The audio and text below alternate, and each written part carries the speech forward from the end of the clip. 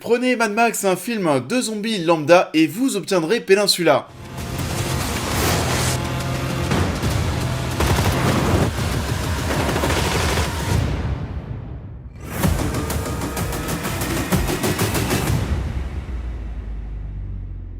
Et bonjour à tous, on se retrouve aujourd'hui pour une nouvelle critique d'actu cinéma qui se font de plus en plus rares parce que oui, vous le savez, le couvre-feu à 21h a été instauré par le gouvernement et par Emmanuel Macron. C'est la merde pour les exploitants de salles aussi bien entendu, mais à ma grande surprise, c'est dans l'optique de les aider, et bah Peninsula n'est pas reporté. Il sort donc bien ce mercredi, ce qui est une bonne chose pour les salles, moins bonne pour ses résultats au box-office et pour le film parce que bon, j'imagine que beaucoup de personnes qui prévoyaient même peut-être d'aller voir Peninsula en salle, et bah tout simplement n'iront pas le voir. Tout ça à cause du couvre-feu, c'est pas donné à tout le monde de sortir du travail, peut-être à 18h de pouvoir aller au cinéma et à 21h d'être chez toi. Mais n'oubliez pas du coup que le cinéma ce n'est pas fini au vu de la situation actuelle.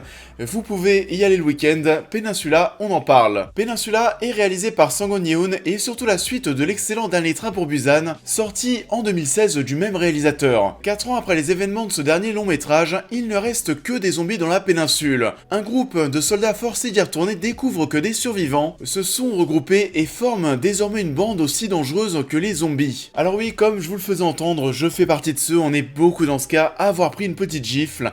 Avec Dernier Train pour Busan, on est beaucoup à avoir été emporté, c'est un projet qui était très prenant émotionnellement dans cet univers où cette épidémie commençait à se répandre à la vitesse de la lumière, ce qui mettait nos protagonistes face à des dilemmes très cruciaux, très difficiles.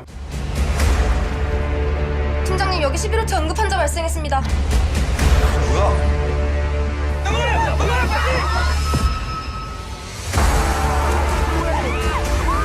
C'était un long métrage qui a réussi à venir, à donner un petit coup de pied dans la fourmilière, à renouveler un genre, le genre du film de zombies. C'était de la balle, et pour ceux qui l'ont pas vu, sachez que Dernier Train pour Busan est disponible sur Netflix, donc n'hésitez pas.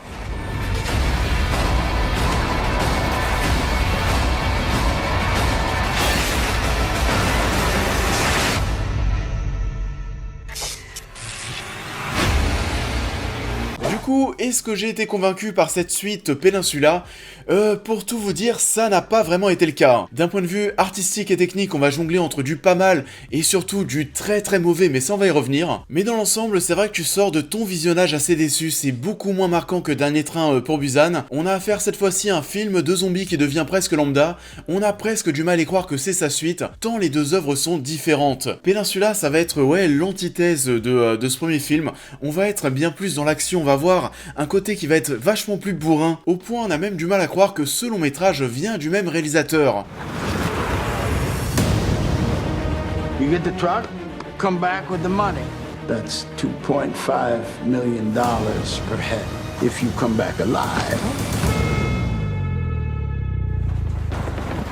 Et ça va surtout être ça le problème de Peninsula dans un premier temps, c'est un film qui a du mal à se démarquer dans un genre qu'on a retourné dans tous les sens. Pour la précision, même si l'on parle d'une suite à Dernier Train pour Busan, on se retrouve avec un tout nouveau casting, de nouveaux personnages. On peut même plus parler d'une continuité de l'univers plutôt que d'une suite, vu que les intrigues de ces deux œuvres sont vraiment distinctes et aucune n'a une incidence directe sur l'autre.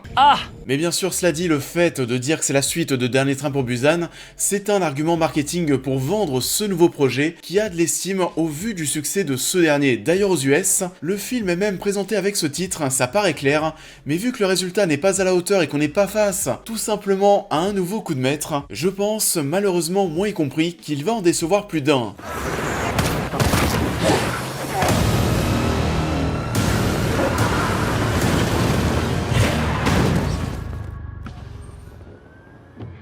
살고 싶으면 타요.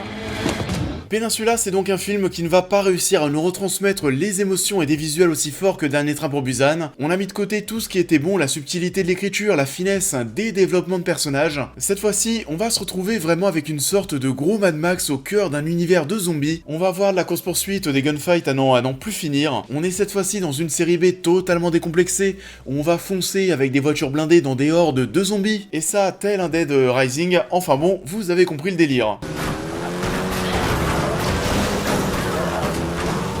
Là où le film se perd littéralement, c'est qu'on est totalement dans du bon gros pathos forcer les familles, que ce soit sur les émotions des personnages, sur fond de musique, là aussi très larmoyante, mais aussi au niveau de l'action, tout comme les effets numériques qui pour les courses-poursuites en voiture sont vraiment plus que dégueulasses et n'ont aucun sens.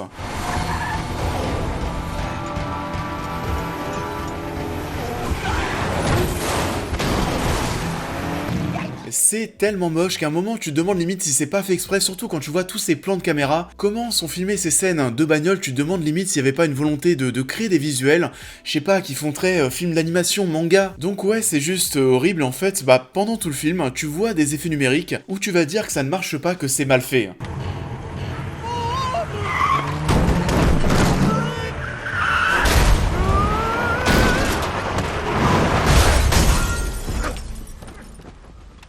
Évidemment nul à chier. On est beaucoup trop parti dans du numérique dans ce nouvel opus et ça marche beaucoup moins, c'est d'autant plus dommage que tout ce qui concerne les zombies fonctionne encore une fois plutôt bien. Ils sont flippants, bien maquillés, t'y crois vraiment la grande majorité du temps, mais à côté de ça, pour tout le reste, comme je vous le disais, on se croit bien plus dans un très mauvais jeu vidéo, même si on va avoir 2-3 petites idées ou scènes qui restent, assez sympathiques. On a un travail sur l'éclairage qui fonctionne plutôt bien par moment, qui va donner une identité à l'œuvre. On se retrouve dans une histoire qui se déroule majoritairement de nuit avec des images très bleutées, où la lumière jaune va vraiment faire ressortir et donner quelques visuels qui vont être assez agréables à l'œil. J'ai plutôt apprécié aussi les scènes autour de ces tournois à mort entre ces captifs qui vont se retrouver face à des zombies qui vont rappeler les jeux romains qu'on avait avec les gladiateurs par exemple, même si par contre c'est dommage, mais à mon sens c'est le petit arc de Peninsula qui a de la gueule et sur lequel on aurait dû bien plus se reposer.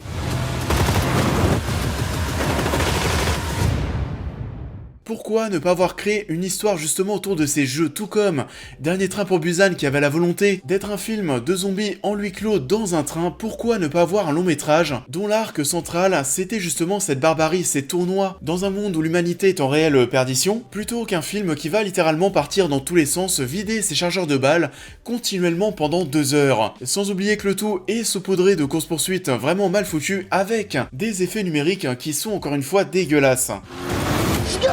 잡아!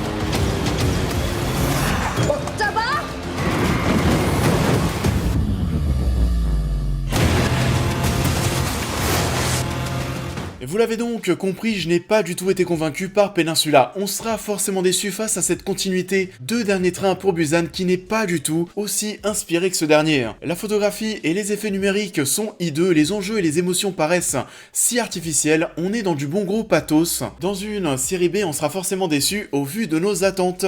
Ça en est tout pour cette critique, j'espère qu'elle vous aura plu. Comme d'habitude, je vous invite à liker, à partager cette vidéo, à me dire en commentaire ce que vous avez pensé de Peninsula et si vous aussi vous êtes déçus. Pour les nouveaux, n'oubliez pas de vous abonner, de me suivre sur tous mes réseaux, de devenir membre soutien si vous souhaitez aider la chaîne. Et à l'heure où je tourne cette vidéo, on ne sait toujours pas si Adieu les cons sortira bien cette semaine, donc la critique sera peut-être reportée. On sait pas trop encore ce qui va se passer en cette période. En attendant, je vous souhaite à tous un très bon début de semaine, un très bon couvre-feu, je sais pas si ça peut se souhaiter, mais quoi qu'il arrive, on va se retrouver bientôt, donc à très vite.